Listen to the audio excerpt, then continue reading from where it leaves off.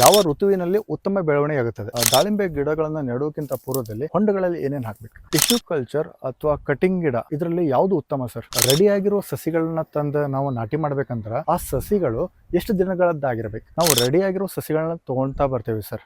ತುಂಬಾ ಜನಗಳಿಗೆ ಅದ್ರ ಬಗ್ಗೆ ಮಾಹಿತಿ ಇರಂಗಿಲ್ಲ. ಆ ಸಮಯದಲ್ಲಿ ಎಂತ ಸಸಿಗಳನ್ನ ನಾವು ಆಯ್ಕೆ ಮಾಡ್ಕೋಬೇಕು? ಉತ್ತಮವಾದ ಸಸಿಗಳನ್ನ ಆಯ್ಕೆ ಮಾಡ್ಕೊಂಡಾಯ್ತಾ, ಆಯ್ಕೆ ಮಾಡಿದಾದ್ಮೇಲೆ ಅವುಗಳನ್ನ ನಾಟಿ ಯಾವ ರೀತಿ ಮಾಡ್ಬೇಕು? ಇದೊಂದು ಸಸ್ಯ ಸರ್. ಇಲ್ಲಿ ಹೇಳಿದ ಪಾಕೆಟ್ ಅದು, ಇದು ಪಾಕೆಟ್ನಾಗ ಇಟ್ಟು ಕವರ್ ಆಗ್ಯದ ಸರ್ ನಿಮ್ಮ ಗಿಡ. ಹೌದಾ? ನಾವೇನು ಮಾಡ್ಬೇಕಂದ್ರೆ ಸರ್, ಇದೇನು ಪಾಕೆಟ್ನಲ್ಲಿ ಇರ್ತಕ್ಕಂಥ ಮಣ್ಣು ಇದೆಯಲ್ಲ ಸರ್, ಅದು ಮಣ್ಣು ಮತ್ತು ನಾವು ನಾಟಿ ಮಾಡಿದಾಗಿರ್ತಕ್ಕಂಥ ಮಣ್ಣು.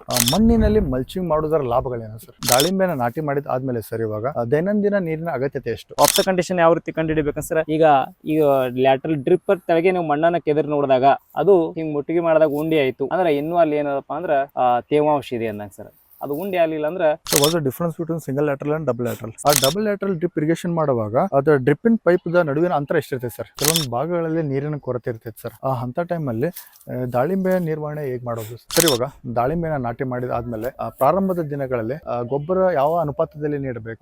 ಜೈವಿಕ ಕೀಟನಾಶಕಗಳು ಮತ್ತು ಜೈವಿಕ ಫಂಗಿಸೈಡ್ಗಳನ್ನ ನಾವು ಏನ್ ಮಾಡ್ಬೋದು ಅಂದ್ರೆ ಬಳಸಬಹುದು ಸರ್. ಈಗ for example Trichoderma, Pseudomonas, bacillus, ಆಮೇಲೆ ನಿಮೆಟೋಡ್ ಕಂಟ್ರೋಲ್ ಆಗಿ ಪೆಸಿಲೋಮೈಸಿಸ್, ಮೆಟ್ರೈಸಮ್, ಬಿವೇರಿಯಾ, ಹೊರ್ಟಿಸಿಲಿಯಂ ಅಂತ ಕೀಟನಾಶಕಗಳು ಬರ್ತವೆ ಸರ್, ಜೈವಿಕ ಕೀಟನಾಶಕಗಳು. ಅವನ್ನು ಕೂಡ ನಾವು ಸಸ್ಯಗಳಿಗೆ ನಿರಂತರವಾಗಿ ಪ್ರತಿ ತಿಂಗಳು ಕೊಡ್ಕೊತ ಹೋದ್ರೆ ಎಂಜೈಮ್ ಫಂಗಲ್ ಬಯೋಫರ್ಟಿಲೈಸ್ ಉಪಯೋಗ ಹೇಗೆ ಅಂತ ತಿಳ್ಕೊಬಹುದಾ? ನೀವು ಗೊಬ್ಬರ ಹಾಕುವಾಗ ಕೆಲವೊಂದು ಹುಣ್ಣಿಮೆ, ಅಮಾವಾಸ್ಯೆ ಅಂತ ಹೇಳ್ತಾ ಇದ್ರಿ, ಅದ್ರ ಬಗ್ಗೆ ಸ್ವಲ್ಪ ಮಾಹಿತಿ ಕೊಡ್ಬೋದಾ ನಮ್ಮ ವೀಕ್ಷಕರಿಗೆ? ಸರ್, ದಾಳಿಂಬೆ ಕೃಷಿ ಮಾಡುವಾಗ ಸಾಮಾನ್ಯವಾಗಿ ಕಾಡುವ ಕೀಟಗಳು ಮತ್ತು ಬರುವ ರೋಗಗಳು ಯಾವ್ಯಾವು? ಮಾಗು ಹಂತದಲ್ಲಿ ಮೌತ್ ಹುಳ ಅಂತ ಬರುತ್ತೆ ಸರ್, ರಸ ಇರುವ ಕೀಟ ಬರುತ್ತೆ. ಫ್ರೂಟ್ ಫ್ಲೈ ಅಂತ ಬರುತ್ತೆ, ಇವು ಹಣ್ಣಿಗೆ ಅದು ಸರ್. ಆಮೇಲೆ ಇನ್ನು ಕಾಂಡಕ್ಕೆ ಬಂದ್ರೆ ಕಾಂಡ ಕೊರಕ, ಪಿನ್ ಹೋಲ್ ಬರೋರ, ಶಾರ್ಟ್ ಹೋಲ್ ಬರೋರ ಅಂತ ಇವೆಲ್ಲ ಕೀಟಗಳ ಹಾವಳಿ. ಡ್ರೆಂಚಿಂಗ್ ಅಂತ ಹೇಳಿದ್ರೆ ಹಾ ಸರ್, ವರ್ಷದಲ್ಲಿ 4 ಬಾರಿ. ಅದ್ರ ಬಗ್ಗೆ ಸ್ವಲ್ಪ ಮಾಹಿತಿ ಕೊಡ್ಬೋದಾ? ಎಲ್ಲಾ ಭಾರಗಳಿಗೂ 5 ಹಂತಗಳಿರ್ತವೆ ಸರ್ ಸಸ್ಯ. ಒಂದು ವಿಶ್ರಾಂತಿ ಹಂತ, ಇನ್ನೊಂದು ಸ್ಟ್ರೆಸ್ ಪೀರಿಯಡ್, ಆಮೇಲೆ flowering and fruit setting, fruit development, maturity and harvesting stage sir. ಈ ರೀತಿ ಪೂರ್ತಿ ಸೈಕಲ್ ಇರ್ತದೆ ಸರ್. ಸರ್, ಇವಾಗ ಯಾವ ಋತುವಿನಲ್ಲಿ ಉತ್ತಮ ಬೆಳವಣಿಗೆ ಆಗುತ್ತದೆ? October, November, December,